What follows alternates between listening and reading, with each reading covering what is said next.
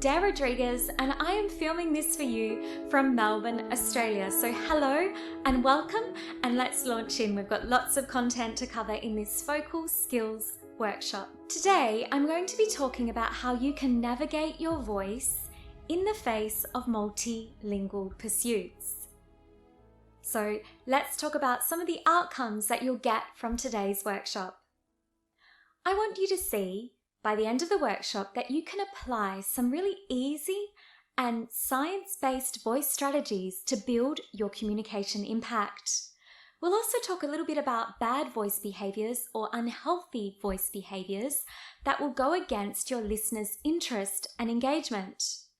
I then will encourage you to consider how voice features can really build your tool stack in learning languages, so you can put your voice tone and strategies for your voice in the same toolkit as your grammar, your pronunciation features, and really see that the voice is the road that your communication drives on. I would like to also encourage you to consider the impact of phonetic contrast on your vocal comfort, agility, and function when you're speaking in your second, third, or 15th second language. Or we can't really say second language, can we, when it's your 15th? And then I'd also like to identify for you some key risk factors around your vocal health so that you can watch out for things that could be getting in the way of good voice condition. And then you'll learn some basic voice therapy exercises to improve your voice muscle function. So in short, I'm Sarah, and I started life with this really passionate desire, probably from as early as I can remember, to become an operatic soprano. And yes, I did achieve that. Years and years of singing lessons and lots of money from my parents and support from my family, and then support from my singing teachers, and a whole lot of international travel for study purposes made me, now to this day, be able to declare that I am a professional operatic soprano. That process, it looks so glamorous on the outside. So when you see someone performing on the stage, it looks so easy and effortless and beautiful and elegant. But in reality, it involves a whole lot of study.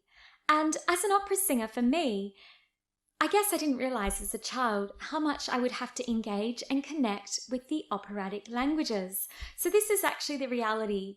In the practice zone, obviously we're doing our muscle exercises and sound-based work where we're singing at the piano, working with our conductors and pianists, but we're also sitting at the desk. This is me in probably like 2014, preparing for a German opera competition, and there I am with my Mozart aria and some, actually mostly Mozart arias, checking my Italian and checking my German phonetics, and I used to map all my phonetics out. So the role of languages in the performing career of an opera singer is pretty much paramount as musical knowledge. It's very much part and parcel, and the reality is lots of language study.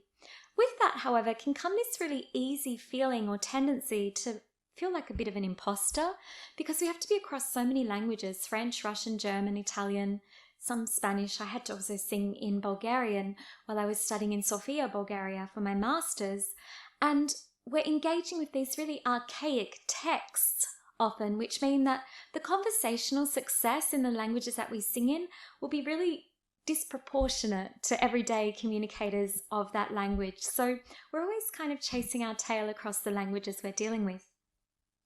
Now, additionally, I'm a speech pathologist, so after some time in my early 20s, I realized that being a musician was really, really wonderful, but I needed a trade that could pay the bills so that my parents wouldn't have to keep bailing me out of Europe and flying me home to Australia because I was impoverished.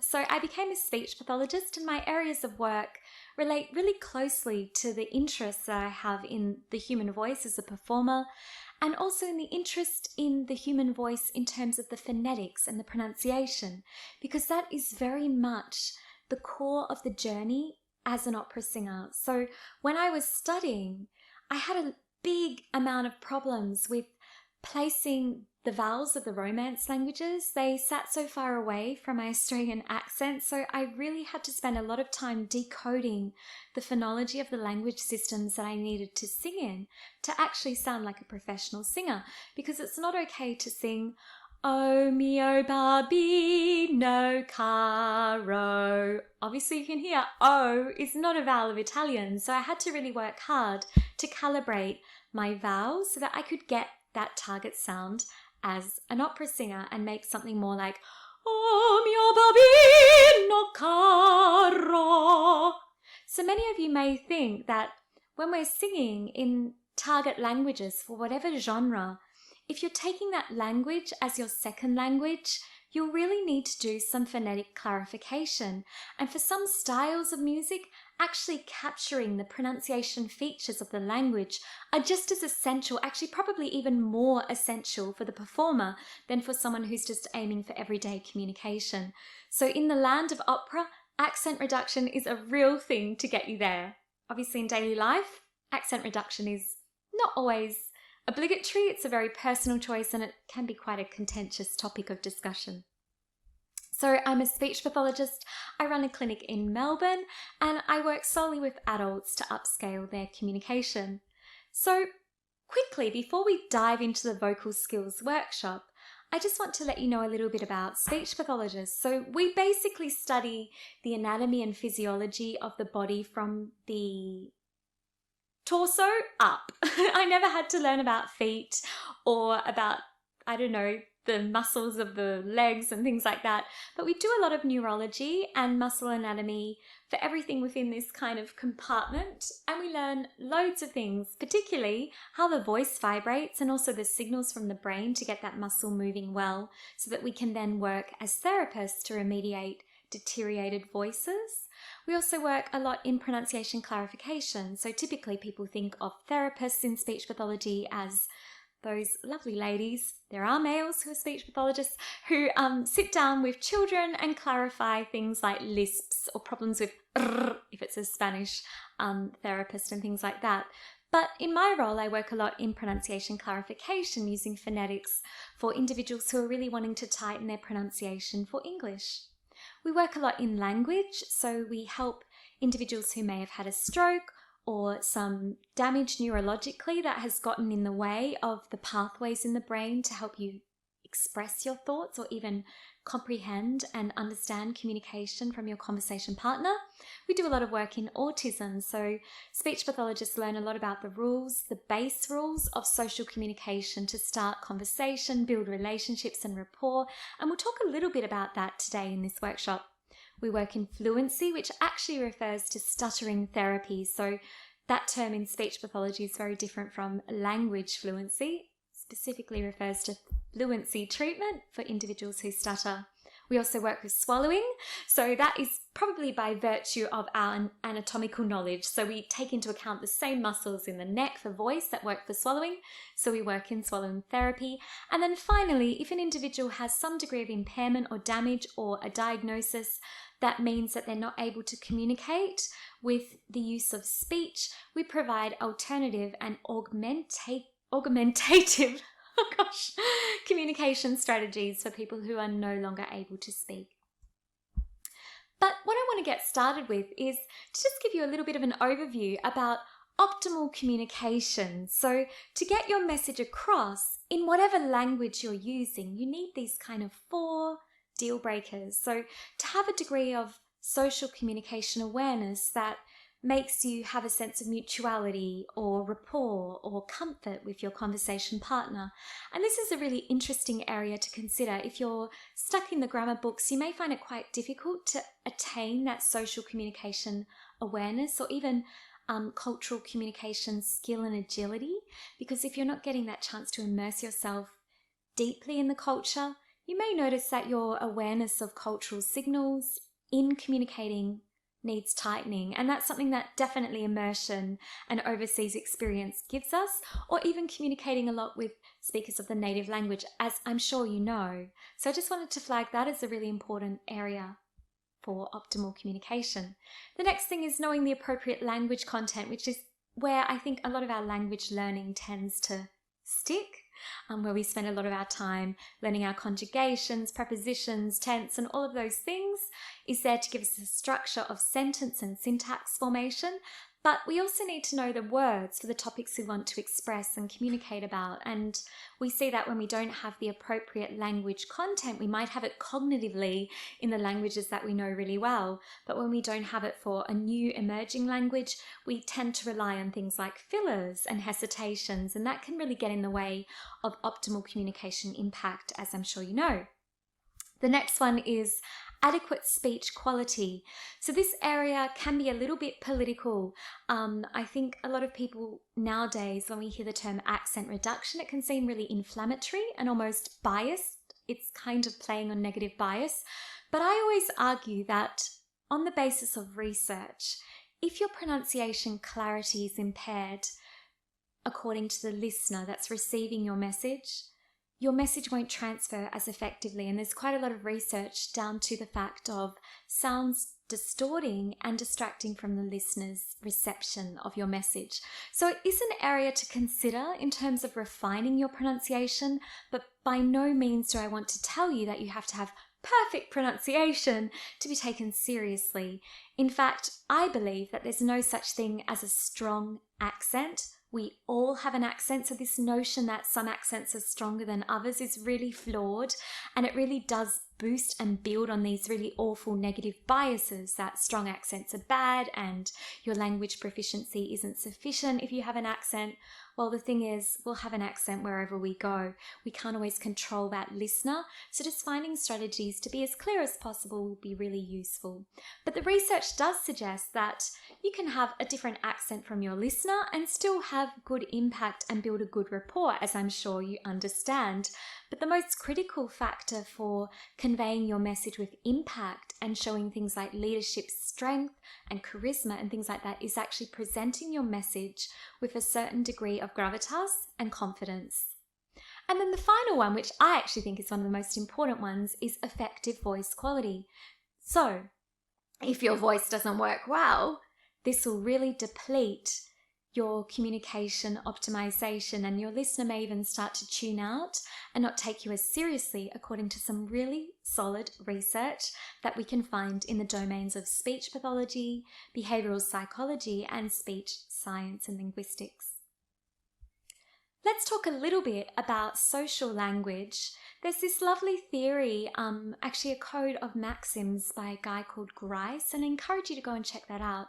So to have ideal social language, you really want to have a nice balance between these 4 maxims or rules. So firstly, when you're learning a language, it's really important to consider, as you cover the content that you want to learn vocab for or sentence structures for, it's really important to consider that your goal is to make sure that your contribution when speaking in that language is as informative as required. And that applies for our first language, our second or 50th language. So when you're learning your grammar or learning your vocab and all of these features for the language, you're making sure that you can give sufficient information so that your message transfers successfully and a relationship is built with the other conversation partner, or sufficient info is conveyed according to a process that's needed, like telling someone how to do something or explaining information to them. The next feature or rule that we need for successful communication is quality. So this one relates not so much to whether your Spanish is good enough or whether your Russian is sufficient. It's more about respecting the boundaries around that ethical space as a communicator. So making sure that when you communicate with that person in whichever language you're speaking in, to get a good transfer of your social language, to show those theories of ethics and a code of ethics to the point that when you speak, you only say what you believe in and you don't represent any information that's false or lacks evidence. Now, obviously, if your quantity measures are weak in the language, your quality for your message could be misinterpreted. So if you use the wrong word, the listener may get the false impression or the incorrect impression. So that's why all of those structural things around grammar and vocab and content are so critical to actually maintain the evidence and integrity of your message. And I'm sure you all know those moments when you've used the wrong word for something, when you've ordered something and the outcome wasn't what you would expect. because the false term was used. The next one is manner. So this one is really important because in this area, we're really looking in on making sure that our message is easily accessible for the listener. So this is one that we can encounter a lot of difficulty with if we have a high level of language skill and we're communicating with someone whose vocabulary or conceptual understanding is a little bit weaker. So when you're communicating, you want to be scaling your manner so that you're avoiding obscurity, you're avoiding jargon with certain communication partners, so that you're avoiding those terms that might exclude the listener because it's too ambiguous or it's too precise or it's too niche. So I really want to encourage you to start to consider how you can really take care of your conversation partner by adjusting your manner, trying to be concise, trying to be logical. And when I talk about this, I'm always alert to the fact that I can be really wordy. So finding ways to scale your communication across your languages so that you can reflect a really concise and clear and efficient message for the listener, and bearing in mind that every listener is different and they need a different degree of catering and tailoring with your message. Just have a sip of water. And then finally, it's really essential that your message is taking into account the rule of relation, which refers to relevance. So finding a way to be relevant. If you don't have the words, it's really hard.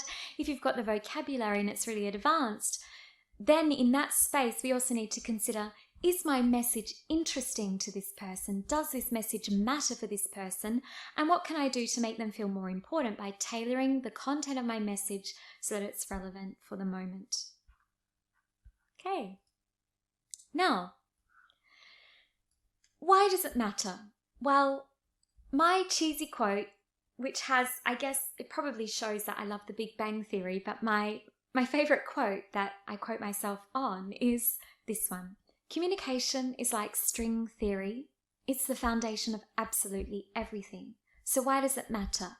Well, when we're communicating to have a successful exchange, we're really wanting to build rapport. And I want you to realize that you do have a degree of control over rapport. Rapport often feels like one of those fluke experiences. You might meet someone and you start to think, wow, this person's really easy to talk to, or that connection is there, that chutzpah and charisma is there between our conversation. But rapport can also be managed, and we have this notion, often from psychology research actually, called impression management. Now, the jury is out, and we do know that rapport is built by the listener with you due to various things in the basis of your sound wave, in your body language, and also in your content. So how does rapport affect the listener's response to you? Well, we're going to talk a bit about how you can build rapport with some speech sound features. But why do we want it? Well, when we have rapport, we feel a sense of comfort and familiarity. It increases our listeners' satisfaction. So if someone has rapport with us, they're more likely to connect, engage, and remember our message and take it seriously. And then with rapport, we have this really nice zone where we start to see sharing of information and mutual self-disclosure, extras, and a sense of common grounding. So achieving rapport in your second or 50th language that you speak is really essential for that communication comfort. And you may indeed note that across the languages you speak, you may find that rapport is easier in some versus others. So I really want to give you a bit of a toolkit to see features around the voice and the sound system that can actually benefit your rapport building. Let's talk a little bit about some features of rapport, and this is very individual per language and communication partner. So different languages have differing degrees of formality and informality, and we know that, and sometimes it's reflected through the grammar or through the word choice or using honorific form. But in all languages, there is this degree of formal and informal, even if you don't have the grammatical structure to convey the honorific form. Being able to move and scale your formality is really vital for maximum engagement, to build persuasion, and also to build rapport. So I'd like you to consider your target languages and consider the degree to which your words, your vocabulary, the duration of the sentence, features around relevance, message frequency, and even the grammar class that you're using or the grammatical syntax that you're applying, how that scales your formality and informality when you're communicating. And that's where it's really great to sort of go on a deep dive and do some research, maybe by watching Netflix, for the dialectical features of informal speech that you're aiming to pick up on, or when you're traveling, listening out for those idioms. It's very easy to get stuck on the formal because that's where our textbooks sit often. Sure, there's slang and things like that, but getting that turn of phrase is really important for rapport building, and applying the correct turn and degree of formality is also essential. There's other factors around formality and informality, specifically with reference to body language, and we won't talk about that a lot today, but we do know that in some languages, in honorific form, you might even sort of deflect your gaze down for someone who is in that higher status from you. So really knowing those rules in your language is really important for engaging and building rapport and applying the social language that's needed. So consider things like your stance, your gesture, proximity and formality. I know when I lived in Sarajevo for some time, I started doing this all the time, like ajde, šta, što ima, štema.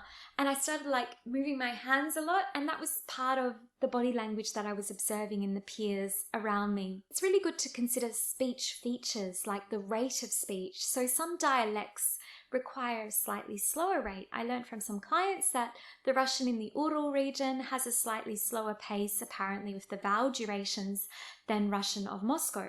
So knowing these little features is really helpful for you. You can also think about things like your tonal features. So knowing the tonal features, that's a speech feature. So applying the correct tones might be a skill that you really need to go in deeply for tonal languages. Watching out for pauses, clarifying certain sounds like the specific unique consonants for the language or the vowels of the language, deleting native speaking vowels or first language vowels in your second language is also really fruitful. And then considering features around volume and acoustic of the voice, and we'll talk a little bit about that soon. Now, I want to get into the nitty-gritty of the presentation and workshop for today, and in this next part, let's talk about the voice. So, what is voice, and what are factors that influence and impact its production when we're communicating? So here is a diagram or an image of the voice, and what we can see here is two paths or pipes that lead to organs in our body. So basically here is the path to your lungs, and right in this spot is where your voice or your vocal folds sit. So when you go to speak, you breathe in air, it travels through this little doorway, which is your voice, direct to your lungs. And this is the bird's eye view. So if we put a camera up your nose and down the back of your throat and took the front pathway, this one will lead to your stomach. If we take that pathway, the camera view hovering over the top of the muscle will look like this. This here is your trachea or windpipe, and that's the path direct to your lungs. So when you go to speak, the air is sucked in through your mouth or your nose or both, and it travels this way direct to your lungs. Now, before you start to speak, the voice folds or the vocal folds seal shut like that.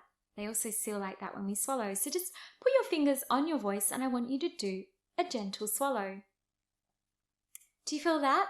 That's your voice tightening and constricting and closing so that you can prevent any food accidentally going down the wrong pathway. So when you're swallowing food or liquid, you need to propel it to the back pipe so it can enter the stomach safely.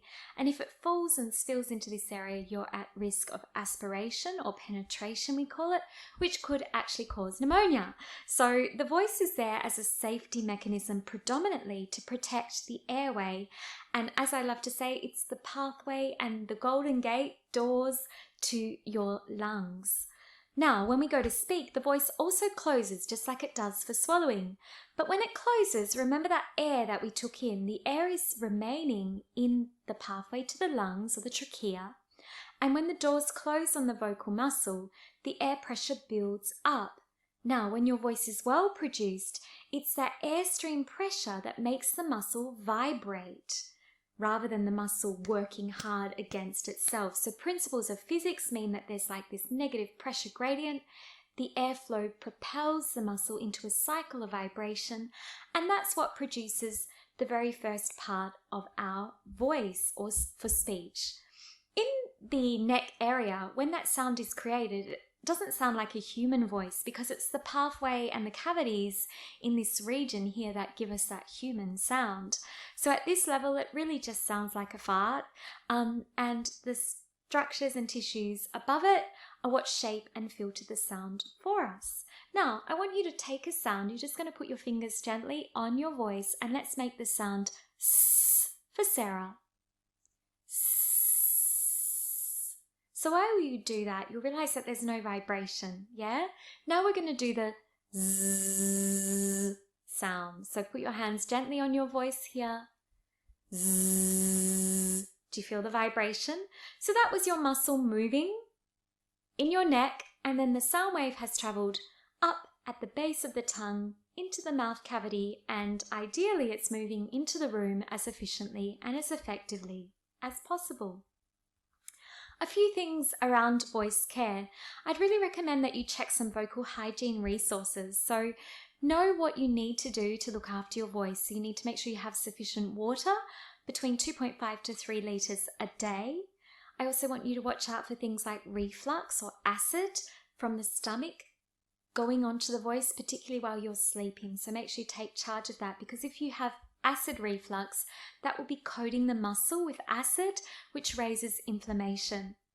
Body posture is also really important. So if you're feeling a bit uncomfortable when speaking in another language, really make sure that you're confident and sitting well or standing well. I'll just show you something of the posture and how it relates to vocal tone. So I'm going to sit to the side so that you can see the position here and the symmetry. Listen to my voice. It will actually cut out if my posture isn't optimized. So I'm going to take a regular and I'll sit symmetrically, which means my chin will be parallel with the floor. Now, have a listen and see what happens when my posture is compressed and asymmetrical, and you'll hear the voice cut out. So ideal posture.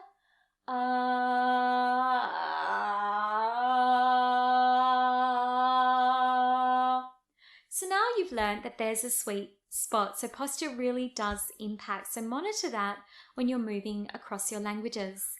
The health of the vocal fold is really important, and I'm going to show you some exercises for that. But basically, if you're speaking excessively or over lots of background noise or shouting a lot or throat clearing, which is also bad for you, or if you have been using your voice muscle incorrectly, it actually gets swollen and it can get inflamed, and then chronic inflammation will lead to long-term damage potentially. So you could have some lesions or growths that could grow on there.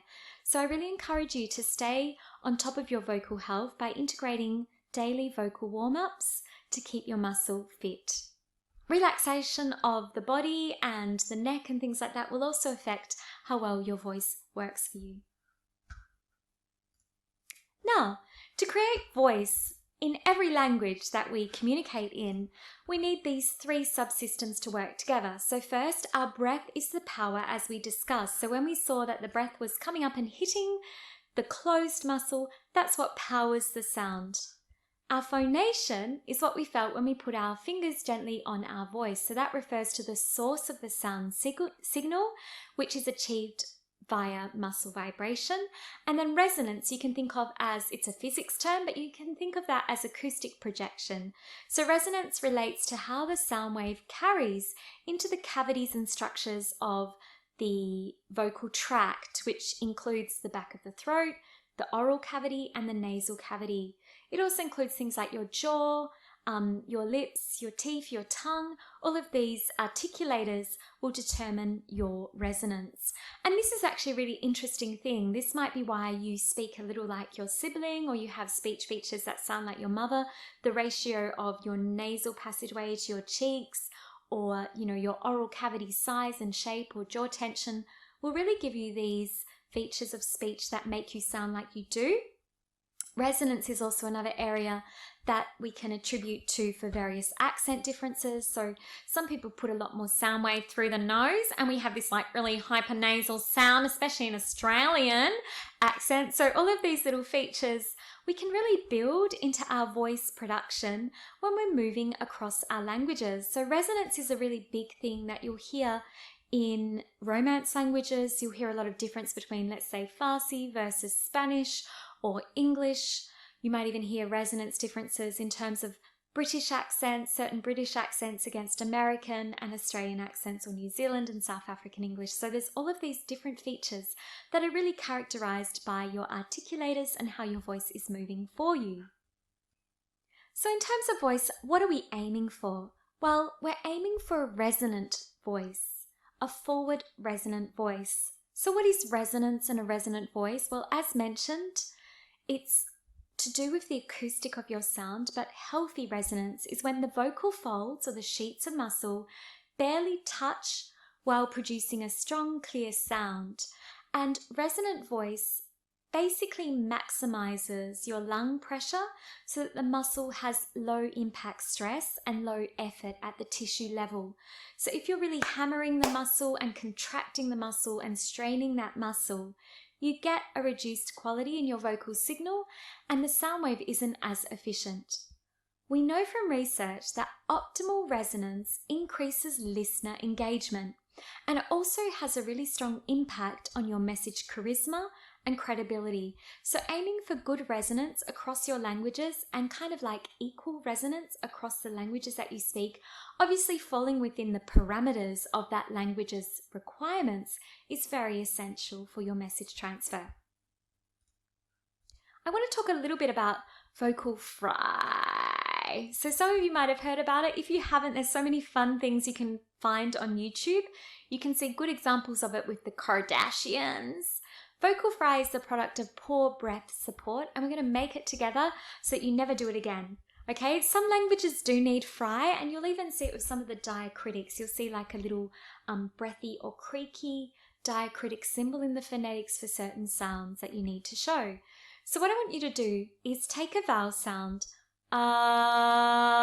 and just produce it with lots of clarity. And to help us, we can put an M sound at the front. So we're just going to have a buzzy M so that our lips are tickling. So that's good resonance. Hopefully it's as clear as mine. Now what I want you to do is send the minimum amount of air through. And when you do that, remember that airflow hitting the muscle? When the air isn't full enough, what it does is the muscle just kind of pops and crackles. It doesn't go into a cycle of vibration. And we get this outcome of fry, which is a sound wave signal with more noise to harmonic ratio. So if you're a physicist, if you're really interested in phonetics and linguistics and spectrograms, you're seeing a higher noise signal or distortion. So if you think of something like a guitar and you put it through an amp and you're playing, you're shredding and you're distorting, you're creating distortion with the guitar, that amplifier is adjusting the signal to build the noise to harmonics versus acoustic classical guitar where you have very low noise. We've got harmonic tone in the string when it's being plucked. It's not being distorted through an amp, and as a result, it's a clean, clear sound. So with the voice, we're going to use a very, very small amount of breath so that our breath support is so poor, and it's going to make a really crackly, croaky, popping quality. We also call this popcorn register. So let's go for it. Small amount of air through your voice like this. Now that's a really extreme form. Give it a go. Really light air pressure. So you just want to reduce your airstream so that you can get that quality in the sound. And now let's do something else. It won't harm you because the air pressure is so low and the muscle's just sort of lazy while it works. What I want you to do now is take a normal tone like ma, and then we're going to gradually reduce the airstream. And this is what can happen to us at the end of sentences when we run out of breath, and we really want to eliminate that behavior. Breath in, ma. Okay, so watch out for that in your speaking. In certain languages, that will really deteriorate your message quality and transfer. In others, it's needed. Now, I have a video here, but obviously it's not going to load, and I'm a bit worried about things like copyright, but I encourage you to go and look up a video on vocal fry and see some examples of it if you need to know more about it. We know from research, however, that fry may be higher when you speak in a non-dominant dominant language. Now, I would argue that's because your muscles and your anatomy and physiology isn't calibrated to the phonetics of that language. And so as you go to speak, while you're word finding or sentence building as well, you've got increased cognitive processing, but you've also got like motoric movement patterns that you may not be used to in that context. So what can happen is it can really throw your breath coordination and the whole voice process out of order. So we saw that we need those 3 subsystems to work in unison and symmetrically with each other to get a good clear sound. But when you move to that 2nd, 3rd or 50th language, it can really throw that under the wheel. I want to talk a little bit about voice quality and language transfer. So voice quality and language transfer is really important to consider. There's a lot of research about this actually, and it's not to say that your voice is terrible in your 2nd or 50th language, but it's something to be really mindful of. So we know from research that balanced bilinguals or polyglots tend to show better voice feature differentiation and vocal health. So the more your language proficiency develops, we'd expect to see better voice production. But I would argue if your voice isn't working well as a beginner in that target language, get some strategies in place. You might as well get it going from the get-go. The next thing we know is that when we transfer the voice quality from certain languages where there's a quality difference, if your dominant language is transferring into your non-dominant languages, you may actually get some voice qualities mixing into the 2nd language. So I want you to watch vocal fry if English is your 1st language, because we know that that's a common feature of English native speech patterns for certain dialects and speakers. So you need to watch out that at the end of sentences, you don't go into fry, and that will really sound inaccurate in certain languages. We know also that for Farsi speakers from one study that there's higher levels of vocal fry in English. We also know that fry in Spanish as a 2nd language, if English is your 1st, will be high. So you might watch out for things like hola, ¿cómo estás? You want hola, ¿cómo estás? To try and get as true to the speech features and phonetic characteristics of that language. Watch out for fry if English is your 1st language. We also know that increased fry in Spanish can happen for some people if the speak has moved into lots of spoken English. So you want to watch out that if you're speaking a 2nd language and you're speaking it a lot and then you move back into your 1st language, you want to make sure that you're aligning your voice and calibrating your voice to where it belongs with good vocal health and comfort so that your message is transferring well.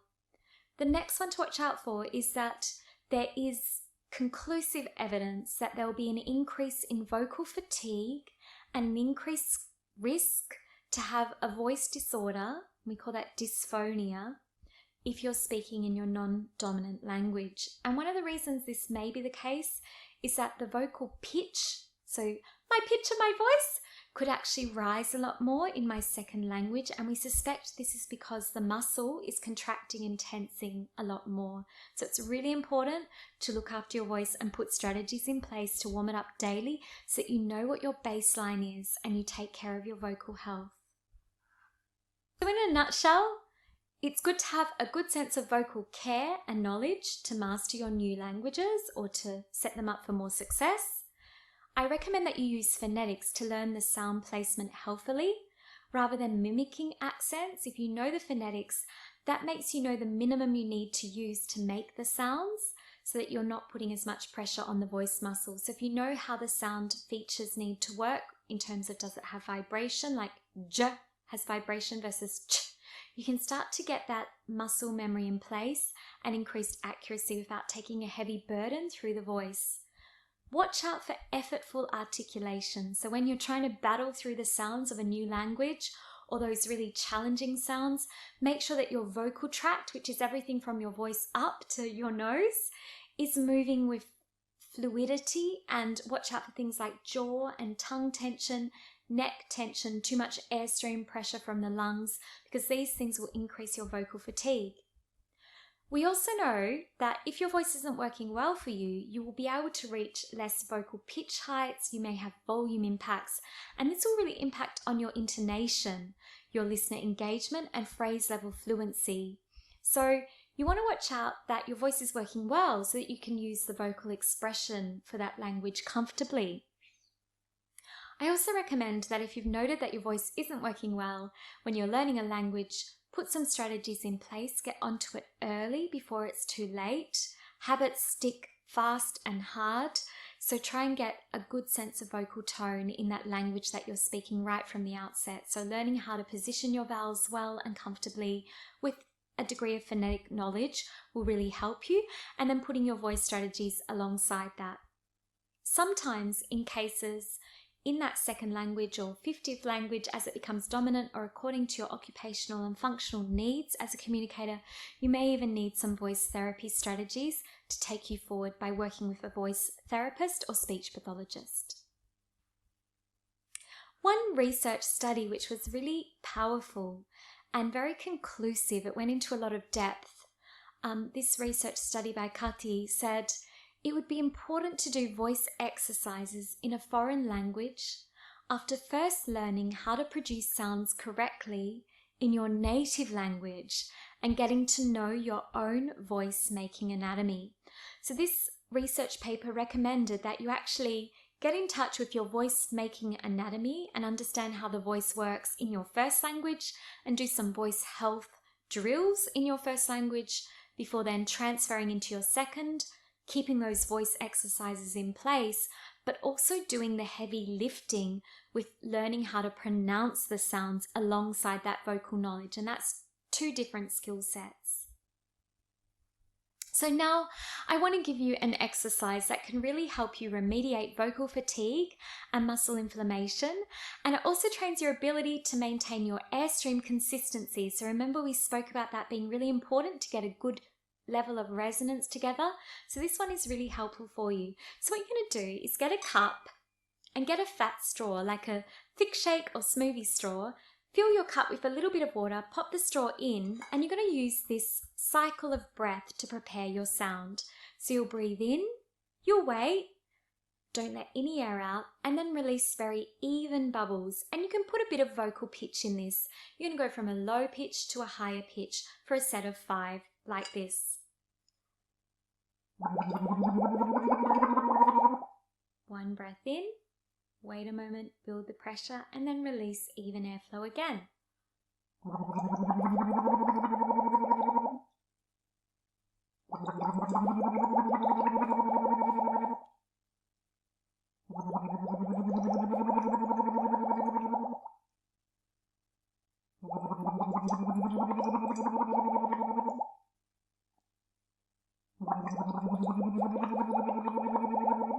And then I want you to go the opposite way with your pitch, like this.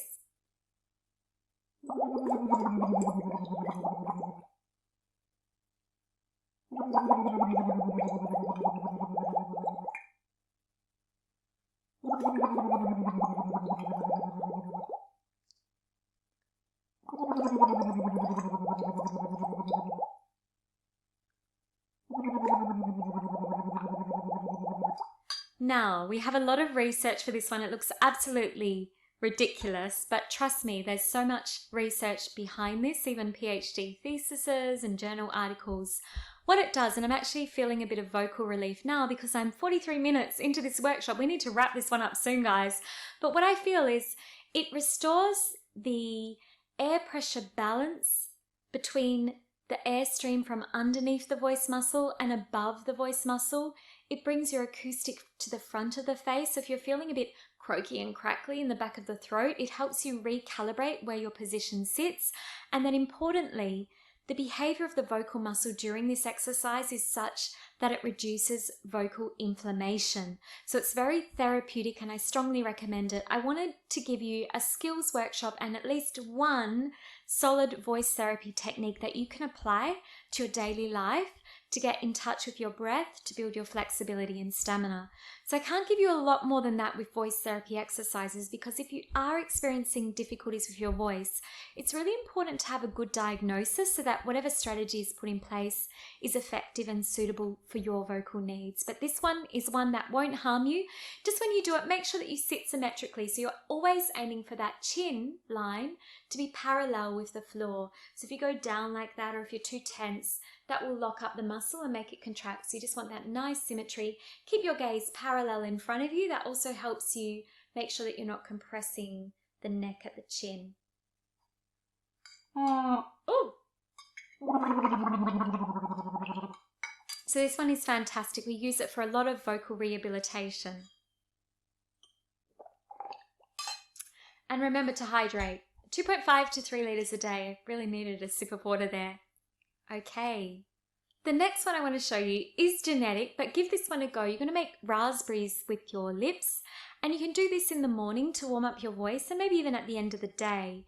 Do these as much as possible. They won't cause vocal damage or fatigue, but just make sure that you don't go too high or too low with the sound. What this exercise does, just lost my spot. What this exercise does is it ensures that your respiration is well balanced. It also, like the straw exercise, reduces vocal fatigue and stress on the voice muscle. It will assist in balancing the acoustic of your sound, and it helps you learn to connect your breath with your muscle movement with more symmetry so that you can get your sound forward as effectively and as efficiently into the room without so much muscle impact and constriction. So if this one doesn't work for you, you can always take the trilled R, like that sound if you like, but I'll show you this with the lips. So lips are loose and free. Get 2 fingers on either hand and position them just here on your cheeks in line with each other. You're going to take a breath in, wait a moment, let the lips seal gently against each other. Don't let them tighten. So let's tighten our lips so we know what that feels like. And then do the opposite. So when your lips are loose, they feel fat, okay? You want that sort of fat feeling. Let them seal gently against each other. Fingers on either side. Same breath timing. So you breathe in, you wait, don't let any air out, and then you're going to release an even stream of air against the back of the lips, which causes this kind of like oscillation behavior. And this is very therapeutic for the muscle.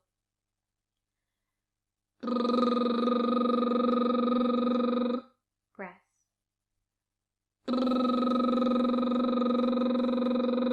Breath. So you'll do 5 of those on the 1 pitch. And then we'll do exercise 2. I want you to do 5 for each of these though. So we're going to take our breath in and we're going to slide our sound from a low note to a higher note. That's comfortable though, never too high. Exercise 2. Breath. So as I said, if that sound doesn't work for you, it can be a bit tricky. You might need some tailored help. But if it doesn't work for you, you can always do okay, so if that sound is in your first language or in the languages that you're speaking, you've nailed it well, the trilled you can put that one through.